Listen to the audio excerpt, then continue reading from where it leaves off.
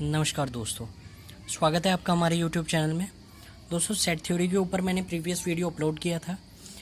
उसमें previous 2 videos upload किए हैं जिसमें मैंने सेट के बेसिक मीनिंग को बताया कि मीनिंग क्या होता है, एक्चुअल मीनिंग क्या होता है सेट का।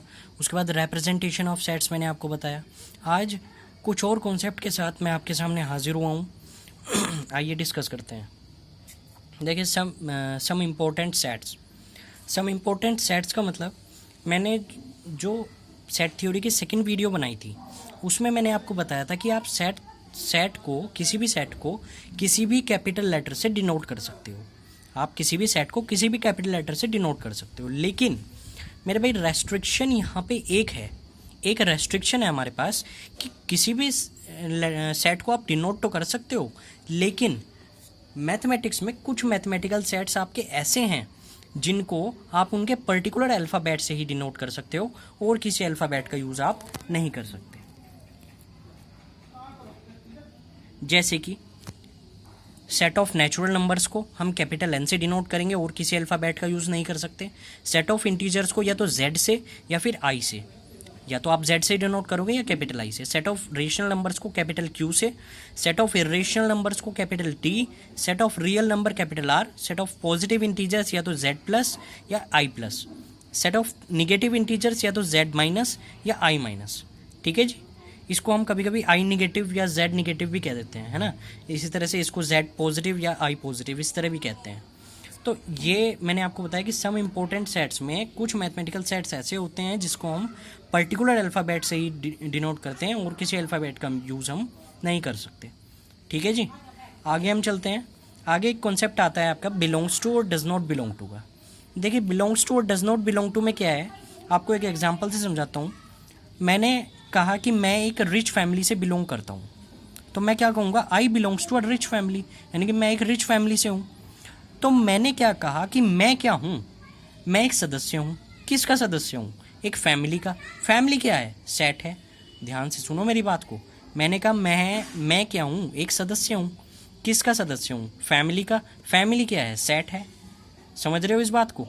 तो एक तरीके से जो बिलोंग्स टू है वो मेरे इस एग्जाम्पल में, जो मैंने एग्जाम्पल अभी बताया है आपको, इस एग्जाम्पल में जो बिलोंग्स टू है वो मेरे यानी सदस्य के और फैमिली के, मेरे और फैमिली के बीच में रिलेशन को बता रहा है। यानी सदस्य और फैमिली के बीच में, मेंबर के बीच में और फैमिली के बीच में रिलेशन को बता रहा है। इसी तरीके से मैथमेटिक्स में जो हमारा बिलोंग्स टू होता है वो किसी भी सेट के पर्टिकुलर एलिमेंट और उस पर्टिकुलर सेट, किसी सेट के एलिमेंट और सेट के बीच में रिलेशन को बताता है हमारा बिलोंग्स टू। ठीक है दोस्तों, जैसे कि मैंने एक एग्जांपल लिया, a बराबर 1 2 3 4 5, 5 एलिमेंट्स का मैंने एग्जांपल लिया। इस एग्जांपल में जो बिलोंग्स टू होता है, देखो इस एग्जांपल में 1 आपको इस सेट में दिख रहा है, तो मैं कहूँगा 1 बिलोंग्स टू है। और बिलोंग्स टू को रिप्रेजेंट करने के लिए हम इस साइन का यूज़ करते हैं। इस साइन का मतलब है वो एलिमेंट उस सेट में है। और डज नॉट बिलोंग टू को रिप्रेजेंट करने के लिए, डज नॉट बिलोंग टू का मतलब वो एलिमेंट उस सेट में नहीं है। डज नॉट बिलोंग टू को रिप्रेजेंट करने के लिए ये जो एप्सिलॉन का साइन होता है इसको हम इस तरीके से क्रॉस कर देते हैं। ठीक है जी, तो आपको 1 दिख रहा है इस सेट ए में, तो 1 बिलोंग्स टू ए। 2 दिख रहा है तो 2 बिलोंग्स टू ए। 3 दिख रहा है 3 बिलोंग्स टू ए। 4 दिख रहा है 4 बिलोंग्स टू ए। 5 दिख रहा है 5 बिलोंग्स टू ए। लेकिन एक बात बताओ, क्या आपको 0 दिख रहा है? नहीं दिख रहा है, तो आप कहोगे 0 डज नॉट बिलोंग टू ए। इसी तरीके से आपको 6 इस सेट में दिख रहा है? नहीं दिख रहा है, आप कहोगे 6 does not belong to A. ठीक है दोस्तों, तो ये था कंसेप्ट बिलोंग्स टू और डज नॉट बिलोंग टू का। मोटी मोटी सी बात ये है कि अगर आपको कोई भी एलिमेंट किसी सेट में दिख रहा है तो आप कहोगे वो that element belongs to that set. यानी कि अगर आपको मान लो कोई भी एलिमेंट है ना, कोई एलिमेंट ए है, स्मॉल ए, आपको कैपिटल ए सेट के अंदर दिख रहा है, तो आप कहोगे small a belongs to capital A. क्या कहा मैंने? अगर कोई एलिमेंट स्मॉल ए है, आपको सेट ए के अंदर वो दिख रहा है, तो आप कहोगे small a belongs to A. और अगर आपको नहीं दिख रहा है, आप कहोगे small a does not belong to A. ठीक है जी, अगले कॉन्सेप्ट पे आते हैं। अगला कॉन्सेप्ट है हमारा, एक एग्जांपल है हमारे पास, set of all alphabets used in the word class. Class एक स्पेलिंग है हमारे पास CLASS। ठीक है जी, अब ध्यान से सुनना, मैंने 2 सेट बनाए हैं यहाँ पे। ए बराबर CLAS और ए बराबर CLASS। आप मुझे ये बताइए क्या ये सेट सही है या क्या ये सेट सही है, इन दोनों में से कौन सा सेट हमारा सही है। तो मेरे भाई ध्यान से देखना, इन दोनों में से ये वाला जो सेट है वो सही होगा और ये वाला जो सेट है वो गलत होगा। क्योंकि उसका कारण ये है कि जो हमारा सेट होता है, सेट की एक प्रॉपर्टी होती है कि आप किसी भी एलिमेंट को सेट के अंदर रिपीट नहीं कर सकते। अगर आपके पास 2 S आ रहे हैं तो आप 2 S में से एक ही S लगाओगे, भले ही स्पेलिंग में 2 S आ रहे हो लेकिन आप एक S लगाओगे। इसी तरह से ज़रूरी नहीं है कि 2 S आ रहे हैं तो आप एक ही लगाओगे। अगर मान लो 4 S भी आ रहे हैं ना, किसी स्पेलिंग में 4 S भी आ रहे हैं आपके पास, तो आप 4 S में से एक ही S लगाओगे, ठीक है ना, क्योंकि एक ही एलिमेंट से आपका काम चल जाएगा, बाकी तो आपको रिपीट करने हैं बाकी एलिमेंट्स, ठीक है जी। उसके बाद हम कुछ प्रैक्टिस। फर्स्ट क्वेश्चन है which of the following are sets, justify your answer. हमें ये बताना है कि इनमें से नीचे कुछ कलेक्शंस दिए हुए हैं, इन कलेक्शन में से कौन सा कलेक्शन ऑफ सेट है और कौन सा कलेक्शन हमारा सेट नहीं है, ठीक है जी। तो ये देखने के लिए देखो, कोई भी कलेक्शन सेट जब बनता है जब वो वेल डिफाइंड हो, और वेल डिफाइंड होने के लिए उस सेट का पर्सन टू पर्सन चेंज ना होना अनिवार्य है।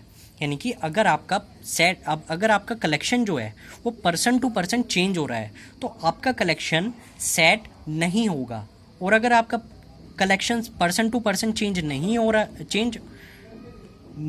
रहा है तो आपका कलेक्शन सेट होगा, ठीक है जी। तो देखिए, मैंने कहा the collection of all months of a year beginning with the letter J से स्टार्ट होने वाले महीनों के नाम का हमें कलेक्शन बनाना है, यानी उन महीनों का कलेक्शन बनाना है जो जे से स्टार्ट हो रहे हो। आप कहोगे तीन ही महीने होते हैं जो जे से स्टार्ट होते हैं, एक तो जनवरी, एक जून, एक जुलाई, तो 3 महीने होंगे। मेरे भाई एक बात बताओ, आप किसी एक आदमी से पूछो कि बनाओ भाई कलेक्शन बनाओ, वो भी वही कलेक्शन बनाएगा। दूसरे आदमी से पूछो कि वो भी बनाएगा, वो भी यही कलेक्शन बनाएगा। तीसरे आदमी से पूछो कि वो भी यही कलेक्शन बनाएगा। ये कलेक्शन बनाएगा मतलब वो भी यही 3 नाम बताएगा। आप किसी से भी पूछ लो, वो कोई भी आदमी ये 3 नाम ही बताएगा, ये 3 नाम ही बताएगा। इसका मतलब तीनों के तीनों आदमी एक ही कलेक्शन बनाएंगे, और अगर एक कलेक्शन बनाएंगे यानी कलेक्शन हमारा पर्सन टू पर्सन चेंज नहीं होगा तो हमारा कलेक्शन सेट कहलाएगा, यानी कि ये हमारा सेट होगा, ठीक है जी। नेक्स्ट हम देखते हैं the collection of 10 most talented writers of India. अब मेरी बात ध्यान से सुनो, 10 मोस्ट टैलेंटेड राइटर्स यानी कि 10 जो सबसे ज़्यादा टैलेंटेड लेखक हैं भारत के, उनका कलेक्शन बताना है कि ये सेट होगा या नहीं होगा। ध्यान से सुनो, एक आदमी से पूछो कि 10 मोस्ट टैलेंटेड राइटर्स के नाम बताओ, उस आदमी की चॉइस कुछ और हो सकती है। हो सकता है वो जो है उपन्यास पढ़ता हो सकता है वो नॉवेल्स पढ़ता हो, तो नॉवेल्स के जो राइटर होंगे वो उनको टैलेंटेड बताएगा। आप किसी दूसरे आदमी से पूछो तो हो सकता है वो कॉमिक बुक पढ़ता हो, तो जो दूसरा आदमी है वो कॉमिक बुक के टैलेंटेड राइटर्स के नाम बता देगा। तो हर आदमी की चॉइस अलग अलग हो सकती है राइटर्स के मामले में। महीनों के मामले में नहीं थी, क्यों? महीनों के मामले में चॉइस नहीं है, क्योंकि महीने पर्टिकुलर वही हैं। कोई भी आदमी, एक आदमी अगर 3 महीने बता रहा है तो दूसरा आदमी भी 3 महीने ही बताएगा। महीनों के नाम चेंज नहीं हो सकते, लेकिन राइटर्स के नाम चेंज हो सकते हैं, क्योंकि राइटर्स में इंसान की चॉइस है। कोई भी आदमी अपनी चॉइस के हिसाब से राइटर्स को टैलेंटेड बताएगा। तो इसलिए ये जो कलेक्शन है ये पर्सन टू पर्सन चेंज हो रहा है तो ये सेट नहीं होगा, ठीक है जी। The collection of bright student in class 11th, कक्षा 11 के ब्राइट स्टूडेंट का जो कलेक्शन होगा ये भी हमारा सेट नहीं होगा। क्यों नहीं होगा? क्योंकि आप किसी भी स्टूडेंट से पूछो या किसी टीचर से पूछो, तो आप टीचर से पूछोगे, टीचर क्या कहेगा कि भाई ये हमारा ये स्टूडेंट ब्राइट है या ये स्टूडेंट ब्राइट है। क्योंकि स्टूडेंट का क्या होता है कि कई स्टूडेंट ऐसे होते हैं वो मैथमेटिक्स में ब्राइट हो, कई स्टूडेंट ऐसे हो सकते हैं वो इंग्लिश में ब्राइट हो, कई ऐसे हो सकते हैं वो फिजिक्स में ब्राइट हो, कई ऐसे हो सकते हैं वो केमिस्ट्री में ब्राइट हो। तो टीचर अपने हिसाब से, अपने सब्जेक्ट के हिसाब से उनको ब्राइट बता देगा। तो हर टीचर अलग अलग बच्चों को ब्राइट बता देगा, अलग अलग बच्चों को इंटेलिजेंट बताएगा। तो हर टीचर की चॉइस जो है वो डिफरेंट डिफरेंट हो सकती है। डिफरेंट हो सकती है यानी हर टीचर का कलेक्शन अलग अलग होगा, यानी कि जो कलेक्शन है वो पर्सन टू पर्सन चेंज हो सकता है, इसलिए हमारा जो कलेक्शन है वो सेट नहीं होगा। अब the collection of all even integers की बात करते हैं। देखो, इंटीजर का मतलब होता है बिना पॉइंट वाले सारे नंबर्स। इंटीजर्स का मतलब होता है वे सारे नंबर जो बिना पॉइंट में हो, जिनमें पॉइंट ना हो। और इवन का मतलब होता है वे सारे नंबर जो 2 से डिवाइड हो रहे हो, यानी 2 से डिवाइड होने वाले और बिना पॉइंट वाले सारे नंबर इवन इंटीजर्स होते हैं। इसका मुझे सेट बनाना है, तो इसका सेट बनाने के लिए मेरे भाई क्या होगा कि किसी भी स्टूडेंट से पूछो, होशियार से जो स्टूडेंट हो, वो जो सेट बताएगा अगला भी वही सेट बताएगा, अगला भी वही कलेक्शन बनाएगा। जो स्टूडेंट पहला कलेक्शन बताएगा, पहला स्टूडेंट जो कलेक्शन बनाएगा दूसरा भी वही कलेक्शन बताएगा, क्योंकि इवन इंटीजर्स जो हैं हमारे पास वो तो फिक्स है ना। इंसान जो है, स्टूडेंट जो है, वो अपनी चॉइस के हिसाब से इवन इंटीजर्स तो नहीं बता सकता। इवन इंटीजर्स तो हमारे फिक्स होते हैं। और ये भी मैं आपकी नॉलेज के लिए बता दूं, इवन इंटीजर्स माइनस के इन्फाइनाइट से प्लस के इन्फाइनाइट तक हो सकते हैं। इवन इंटीजर्स जो होते हैं वो इनफाइनाइट सेट है हमारा एक, इनकी हम ये काउंटेबल सेट नहीं है हमारा, काउंट नहीं हम इसको कर सकते। माइनस के इन्फाइनाइट से प्लस के इन्फाइनाइट तक होता है। फिर भी कुछ नंबर अगर आप देखना चाहो तो ये हो सकते हैं, जैसे कि मैं अगर देखूँ इवन इंटीजर्स में, तो माइनस के 4, माइनस के 2, माइनस के 4, माइनस के 2 और 0 है ना। इसके अलावा माइनस के 1, माइनस के 2, माइनस के 4, इस तरीके से ये हो सकते हैं कुछ इसके एलिमेंट्स। ठीक है जी, आगे हम नेक्स्ट क्वेश्चन पे आते हैं। नेक्स्ट क्वेश्चन कह रहा है write the following sets in roster form. Roster form में हमें फॉलोइंग सेट को लिखना है। देखो ध्यान से सुनना, रोस्टर फॉर्म में हम कैसे लिखेंगे। रोस्टर फॉर्म का मतलब होता है जितने भी एलिमेंट आपके पास उस पर्टिकुलर सेट में हैं, उन सारे के सारे एलिमेंट को आप कर्ली ब्रैकेट्स में लिख दो कोमा लगा के। ठीक है जी, यानी कि कर्ली ब्रैकेट्स स्टार्ट करो, सारे के सारे एलिमेंट, जितने भी एलिमेंट उस सेट के अंदर आ रहे हैं सबको कोमा लगा के लिख दो और कर्ली ब्रैकेट्स बंद कर दो। ये होती है रोस्टर फॉर्म। पहला क्वेश्चन क्या कह रहा है, x such that x is an integer and -3 less than equal to x less than 7। यानी कि देखो इस चीज़ का मतलब क्या है, इस चीज़ का मतलब ये है कि x जो है, x की तरफ इसका मुंह खुल रहा है। देखो तो x की तरफ खुलने का मतलब है x बड़ा है, -3 छोटा है। x बड़ा है -3 से, और ये नीचे जो साइन लग जाता है ना, इसका मतलब होता है इक्वल, यानी इस पूरे साइन को हम बोलेंगे less than and equal to. -3 less than and equal to x, यानी कि -3 जो है वो x से छोटा भी है और x के बराबर भी है। यानी x की वो सारी वैल्यूज़ हम लेंगे जो -3 से बड़ी हों, -3 से बड़ी हों, और -3 को भी इंक्लूड हम उसमें करेंगे। ठीक है जी। अब इधर से देखो, इस वाले इनइक्वालिटी का मतलब क्या है, इस वाली इनइक्वालिटी का मतलब होगा x जो है वो छोटा है 7 से, यानी 7 से छोटी सारी वैल्यूज़ लेनी है।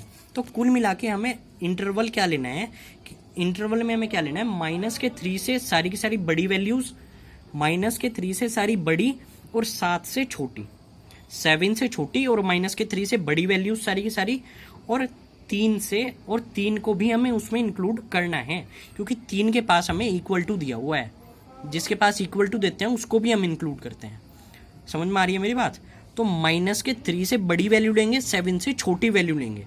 ठीक है जी, यानी -3 से 7 के बीच में जितने भी इंटीजर हैं, इंटीजर का मतलब बिना पॉइंट वाले जितने भी नंबर हैं सबको लेंगे। आइए देखते हैं क्या सेट बनेगा। इसका सेट बनेगा a is equal to, curly bracket से स्टार्ट करते हैं, -3 को भी इंक्लूड करना है, -3, -2, -1, 0 और 1, 2, 3, 4, 5 और 6। अब देखने वाली बात यह है, 7 के साथ यहाँ पे इक्वल टू नहीं लगा हुआ था, इसलिए मैंने 7 को इंक्लूड नहीं करा। अगर 7 की तरफ भी लगा होता मैं 7 को भी इंक्लूड कर लेता। ठीक है जी, नेक्स्ट क्वेश्चन देखते हैं। x such that x is a prime number which is divisor of 60। ध्यान से देखो, 60 के सबसे पहले डिवाइजर करो, यानी कि जो वो होते हैं ना फैक्टर, प्राइम फैक्टराइजेशन जो होता है वो करो, फैक्टर करो। तो 60 के फैक्टर क्या होंगे, 5 × 3 × 4, यानी कि 2 × 2।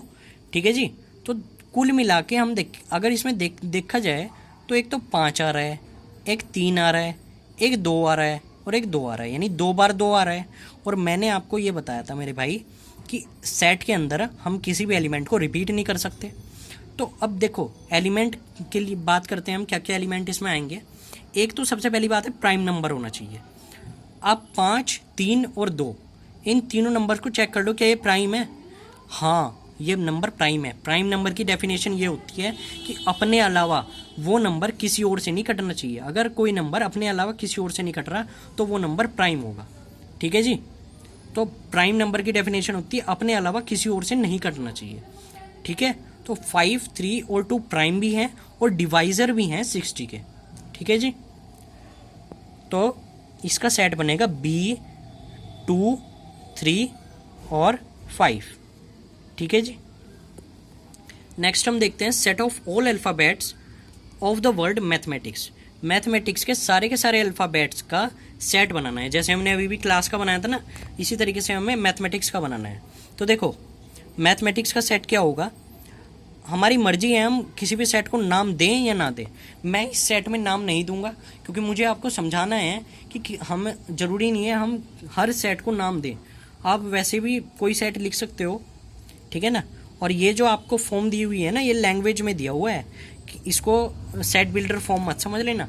ये सेट बिल्डर फॉर्म नहीं है। सेट बिल्डर फॉर्म ये ऊपर वाली है, फर्स्ट और सेकंड एग्जांपल वाली जो है। ठीक है जी। Set of all alphabets used in the word mathematics. Mathematics में यूज होने वाले सारे अल्फ़ाबेट्स का सेट बनाना है। देखो कौन कौन से अल्फ़ाबेट यूज होंगे। एक तो M, A, T, H, E। M नहीं होगा क्योंकि ये आ चुका है, M, A आ चुका है, T आ चुका है, I होगा, है ना, C और S। ठीक है जी। तो M, A, T, H, E और E, उसके बाद I, C और S। ठीक है जी। ये एलिमेंट इसके हो जाएंगे। अब आपके माइंड में ये भी क्वेश्चन आ सकता है, सर आपने कहा था कि इसको हम एलिमेंट्स को स्मॉल लेटर से डिनोट करते हैं, हमने यहाँ पे कैपिटल लेटर कैसे स्टार्ट कर लिए। तो मेरी बात सुनो, स्पेलिंग आप कैपिटल लेटर्स में लिख सकते हो क्योंकि स्पेलिंग को हमारी मर्जी है, हम स्पेलिंग को कैपिटल लेटर्स में भी लिख सकते हैं और स्पेलिंग को हम कई बार स्मॉल लेटर्स में भी लिख देते हैं, कैपिटल लेटर्स में भी लिख देते हैं। तो जब हमारा एलिमेंट ही जो है, जो हमारा एलिमेंट ही हमारा कैपिटल लेटर्स में दिया हुआ है, तो हम उस एलिमेंट को एज इट इज़ भी इसमें लिख सकते हैं। ठीक है जी। तो इससे कोई फ़र्क नहीं पड़ता आप किसी स्पेलिंग को कैपिटल लेटर्स में लिखो या स्मॉल लेटर्स में, it is just a element. देखो x such that x is an integer and x square less than equal to 10। Next example में वो हमें कह रहा है कि x का जो स्क्वायर है, देखो इस चीज़ पे आप ध्यान दो, x जो है इज एन इंटीजर, x एक इंटीजर है और x का जो स्क्वायर है वो 10 के बराबर है और 10 से छोटा है। अब जरा नंबर्स को सोचो, उन नंबर्स को सोचो जिनका स्क्वायर 10 से छोटा है।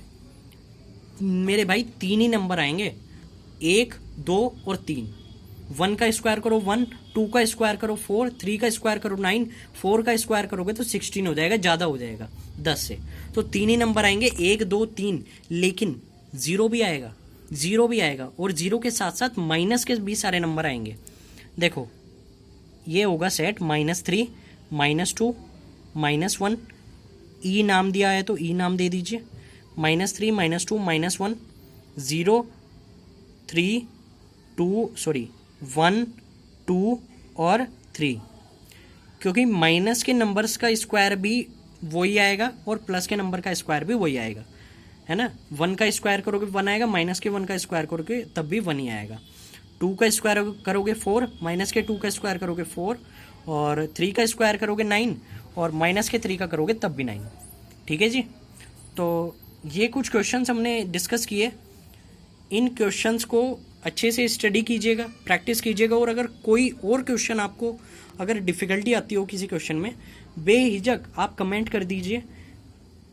मैं पूरी कोशिश करूँगा इसको उस क्वेश्चन को सॉल्व करने की।